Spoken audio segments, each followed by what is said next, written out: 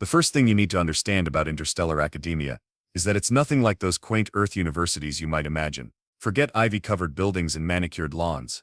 The Xenoversity was a living, breathing organism of academic chaos that sprawled across multiple gravitational zones and dimensional intersections. My name is Zara Martinez, and I'm about to tell you how a single human managed to become the most talked-about student in the entire galactic educational system.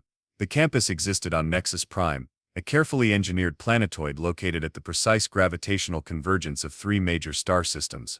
Imagine a world where the laws of physics were more like gentle suggestions, and architectural design followed rules that would make Earth's most avant-garde architects weep with confusion.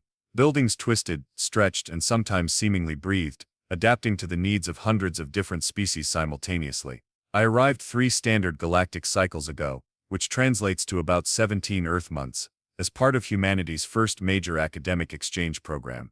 We weren't just sending diplomats or scientists anymore. We were sending students, young minds ready to prove that humans belonged in this vast, complicated universe. My personal journey wasn't exactly a straight path. Growing up in the rebuilt metropolis of New Santiago, Chile, I'd always been the kid who took things apart. Not just toys or computers, mind you. Everything.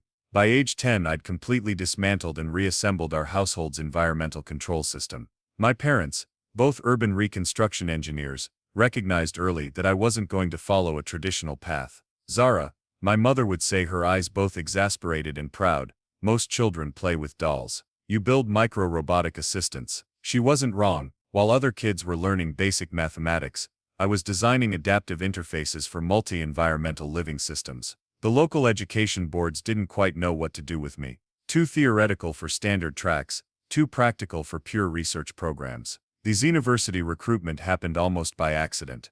A routine academic scan picked up my research proposal on modular life support systems for extreme environment colonization. What started as a theoretical paper became my ticket to the most prestigious interstellar academic institution in known space. My current specialization was xenobiological engineering, a field so complex that most species took multiple generational cycles to master. Humans. We'd been in the game for less than a standard century, and we were already making waves.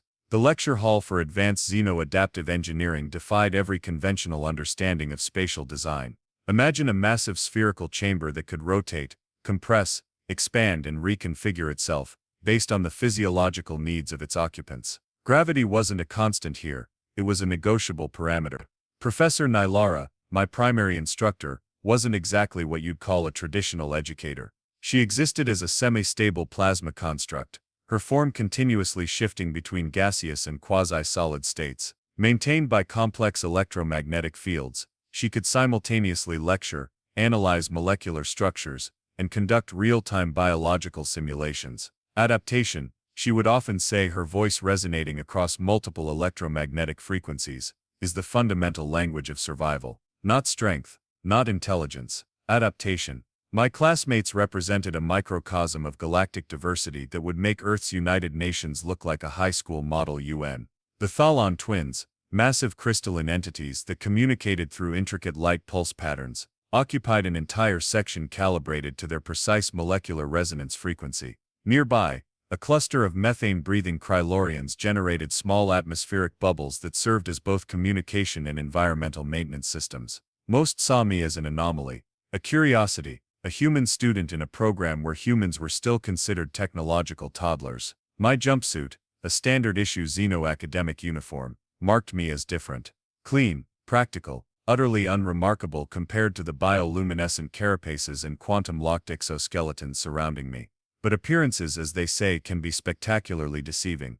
My current project involved designing adaptive respiratory interfaces for silicon-based lifeforms that could survive in hydrogen sulfide atmospheres. While other students were producing theoretical models, I was building working prototypes that challenged established xenobiological engineering paradigms. Little did any of them know that my seemingly mundane human background concealed potential they couldn't even begin to comprehend. The day everything changed was about to begin, and trust me, nobody, absolutely nobody, was prepared for what was coming.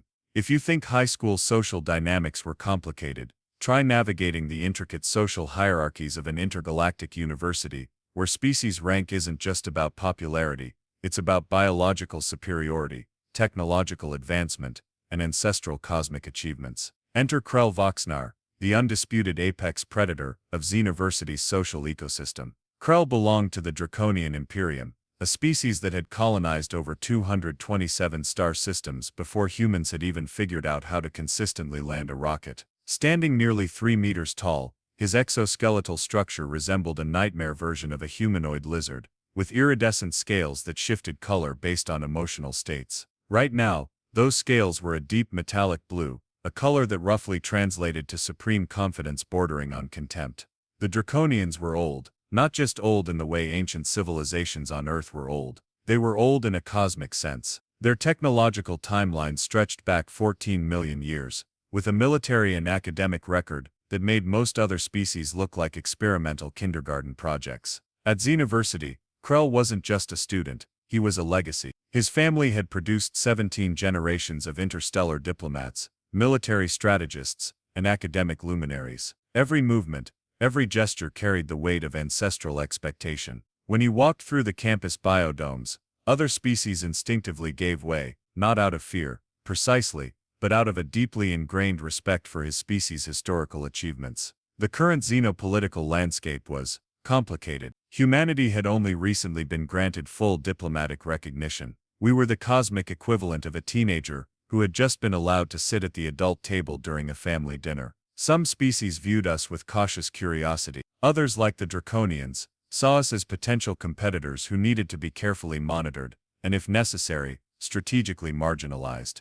Krell's current academic track was xenostrategic governance, a field that essentially trained future galactic administrators and political manipulators. Where I was designing life support systems, he was learning how to design entire societal infrastructures. Where I saw technical challenges, he saw political opportunities. In the massive central atrium of the Xenoversity's primary academic complex, Krell moved like a predator. His tail, a muscular appendage that could crush metallic structures, swayed with a calculated grace. Smaller species instinctively created corridors around him, a living demonstration of the unspoken social hierarchies. The atrium itself was a marvel of adaptive architecture. Sections would reconfigure based on the collective bio-emotional states of its occupants. Lighting, atmospheric composition, even gravitational pull could shift within milliseconds. It was less a building, and more a living, breathing organism of academic potential. His current group of followers, a mix of species selected for their potential future usefulness, hung on his every word. There was Rixta, a silicon-based intelligence from the Obsidian clusters, whose computational abilities made Earth's most advanced supercomputers look like abacuses. Next to her stood Jalor, a gaseous entity from the plasma worlds of the Centauri arm, capable of storing and transmitting information through complex molecular vibrations. The human exchange program, Krell was saying, his translator rendering his native language into a crisp, almost mechanical standard Galactic, is nothing more than a political gesture. They're not here to contribute. They're here to observe, to learn, and ultimately, to understand their place in the cosmic hierarchy. His companions nodded. This wasn't just casual conversation. This was the kind of dialogue that could shape interspecies relationships for generations. What Krell didn't know, what none of them knew, was that I had been listening to every single word. The thing about being underestimated is that it gives you a remarkable advantage. While they saw a human student, I saw an opportunity to challenge every single preconceived notion about humanity's place in the galactic community. And Krell Voxnar was about to become the unfortunate catalyst for that demonstration. The Xenoversity wasn't just an educational institution. It was a microcosm of galactic power dynamics, where every interaction was a chess move in a game with stakes far beyond simple academic achievement. My reputation preceded me, though not in the way most would expect. The Xenobiological Engineering Department had become something of an unexpected battleground. While most saw my human background as a limitation, I saw it as an opportunity for radical innovation. Take my current research project, a modular life support system capable of adapting to multiple physiological requirements simultaneously. Most species approached biological adaptation as a specialized species-specific challenge. Humans, with our history of rapid technological evolution, saw it differently. We looked at problems as puzzles to be solved, not obstacles to be worked around. Professor Nylara's periodic evaluations were interesting. During my last comprehensive review, her plasma-based form had fluctuated between intense fascination and what could only be described as academic skepticism. Your approach, she had noted during my last assessment, her electromagnetic tendrils weaving complex patterns of scientific contemplation, demonstrates a level of cross-systemic thinking that is both intriguing and potentially dangerous. Dangerous. That word kept coming up. The academic political landscape at Xenoversity was a complex ecosystem of unspoken rules and intricate social hierarchies. Each species brought centuries, sometimes millennia, of cultural baggage. Humans were the newcomers, the upstart species that had barely stepped onto the galactic stage. Krell Voxnar and his cohort represented the old guard, the established powers who believed that cosmic knowledge was earned through generations of careful cultivation, not sudden bursts of innovative thinking.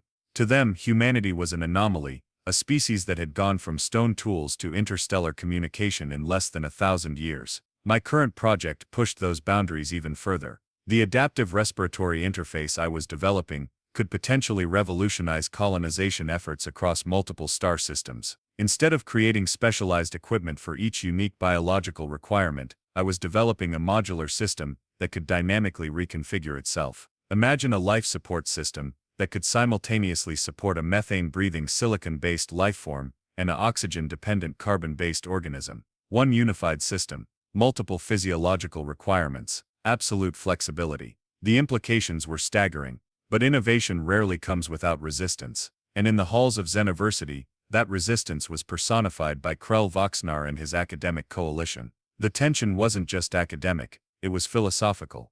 A fundamental clash between established cosmic wisdom and humanity's seemingly reckless approach to technological development.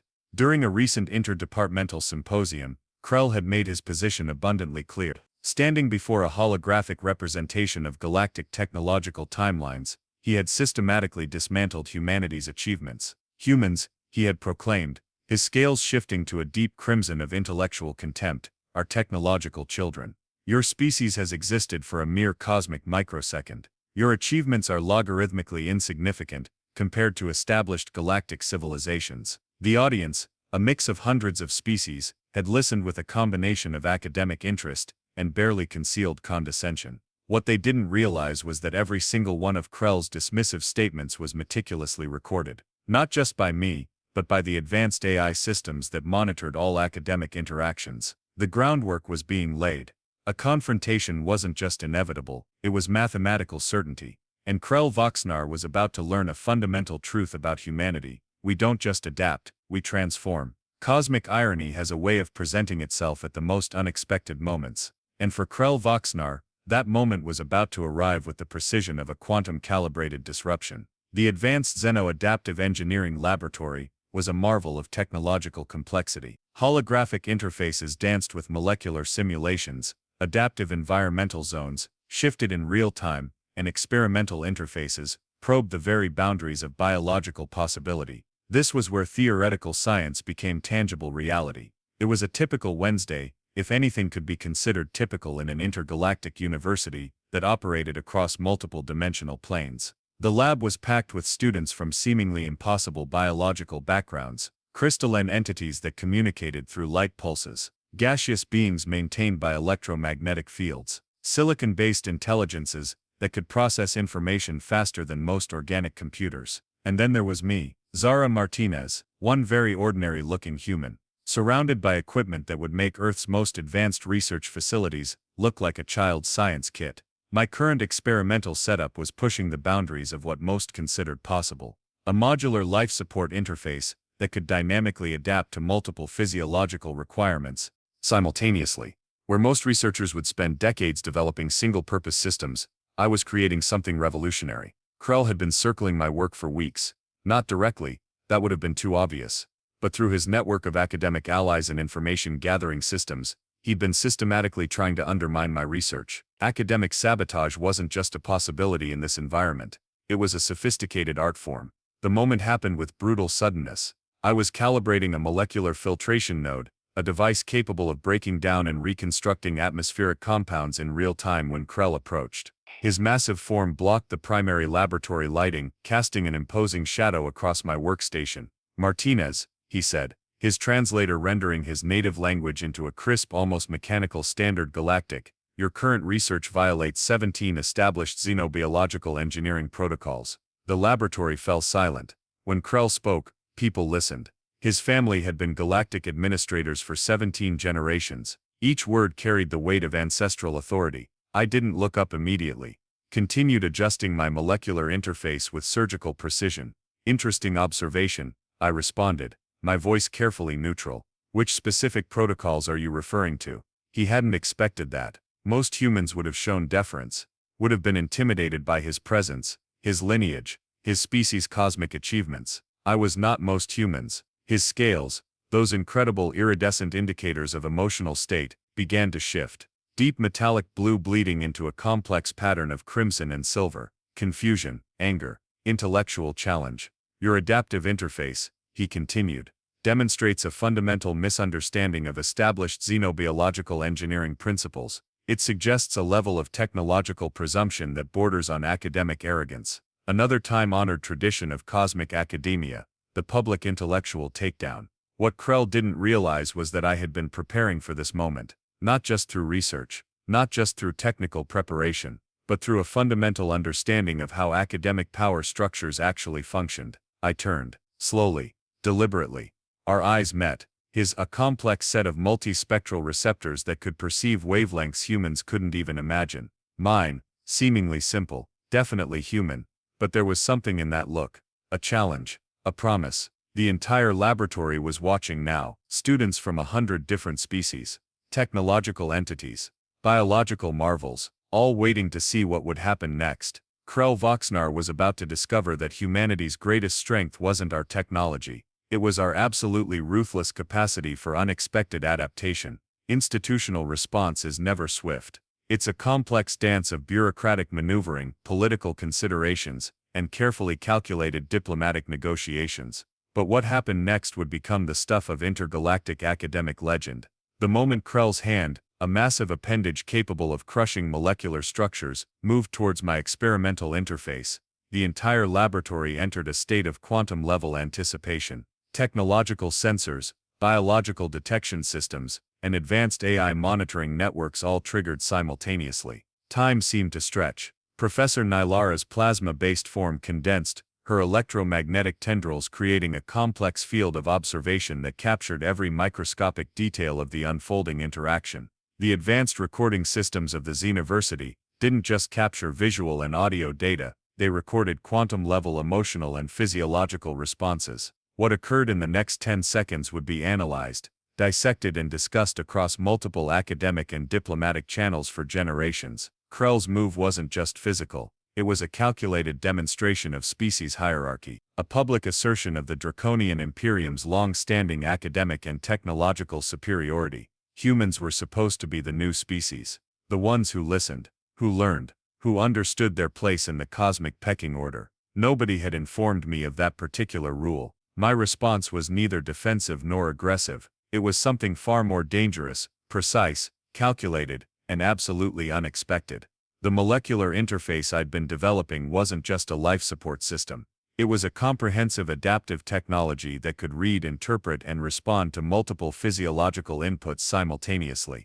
In the microsecond before Krell's hand could make contact, the device created a localized quantum field that did something unprecedented. It adapted, not just in the way a simple technological system might adapt, but in a manner that demonstrated a fundamental understanding of biological interaction that went beyond any established scientific protocol. The quantum field generated by my interface created a protective barrier. But it wasn't a simple energy shield. It was a dynamic responsive system that instantaneously analyzed Krell's physiological composition, predicted his movement trajectory, and generated a counter-response that was both defensive and informative. In human terms, it was like watching a martial artist who could predict and neutralize an attack before it even fully formed. Krell's hand didn't just stop, it was redirected, analyzed, understood. The entire laboratory went completely silent. Technological entities that could process billions of calculations per microsecond suddenly found themselves struggling to comprehend what they had just witnessed. The advanced AI monitoring systems began generating complex probability matrices that seemed to break fundamental understanding of technological interaction. Professor Nylara's plasma form began to oscillate in a pattern that for her species was the equivalent of absolute shock. "Impossible," she whispered, her electromagnetic tendrils creating complex mathematical representations of the interaction. But it had happened. A human student, using a theoretical adaptive interface, had just demonstrated a level of technological and biological understanding that challenged everything most established species thought they knew about interspecies interaction. The diplomatic and academic implications were staggering. Krell Voxnar, representative of a civilization that had colonized hundreds of star systems, had just been comprehensively neutralized. Not through force, not through aggression, but through a level of adaptive intelligence that was both terrifying and beautiful in its complexity. The recordings would later show that my response took precisely 7.3 standard galactic microseconds, less time than it takes most species to even recognize a potential threat. What happened next would rewrite the understanding of humanity's potential in the cosmic academic landscape, and Krell Voxnar was about to become the unwitting catalyst of that transformation. Institutional change doesn't happen in moments. It happens in paradigm shifts so profound that they reshape entire understanding of possibility. The aftermath of my interaction with Krell Voxnar wasn't just an academic incident. It was a seismic event that would be analyzed, discussed and debated across multiple galactic academic and diplomatic channels for generations. The Xeniversity's central administrative complex was an architectural marvel that defied traditional understanding of spatial design. Constructed from adaptive metamaterials that could reconfigure themselves based on collective emotional and intellectual energy, the building itself seemed to pulse with the magnitude of what had occurred. Preliminary investigation committees were assembled within hours, not days, not weeks, hours. Representatives from 17 different species convened in a specially designed quantum conference chamber. Holographic interfaces projected complex mathematical representations of the incident. Computational entities worked in synchronized patterns, breaking down every microsecond of the interaction. Professor Nylara's testimony became the cornerstone of the initial report. What we witnessed, her plasma-based form oscillating with academic excitement, was not simply a technological demonstration, it was a fundamental reimagining of interspecies adaptive potential. The draconian diplomatic delegation was predictably less enthusiastic. Krell's family, a lineage that traced its academic and administrative achievements back 14 million years, found themselves in an unprecedented position of having to explain how a human student had comprehensively neutralized their most promising academic representative. My research into adaptive life support interfaces was immediately classified at the highest security levels. What had seemed like a theoretical project was now considered a potential revolution in interstellar technological understanding. The quantum field generator I had developed wasn't just a piece of equipment, it was a proof of concept that challenged fundamental assumptions about technological and biological adaptation. Most species approached technological development as a linear progression. Humans saw it as a dynamic, flexible ecosystem of potential. Where others saw limitations, we saw opportunities for radical reimagining. Diplomatic channels began lighting up across multiple star systems. The Human Exchange Program, previously seen as a political gesture of minimal significance, was now being re-evaluated at the highest levels of galactic governance. Humanity, one senior xenopolitical analyst noted in a classified report, represents not just a new species, but a fundamental disruption to established understanding of technological and biological potential. Krell Voxnar's career trajectory was permanently altered. While not officially disciplined, he found himself transferred to a research position that effectively removed him from direct academic interaction. His family's extensive diplomatic network worked overtime to minimize the public perception of the incident.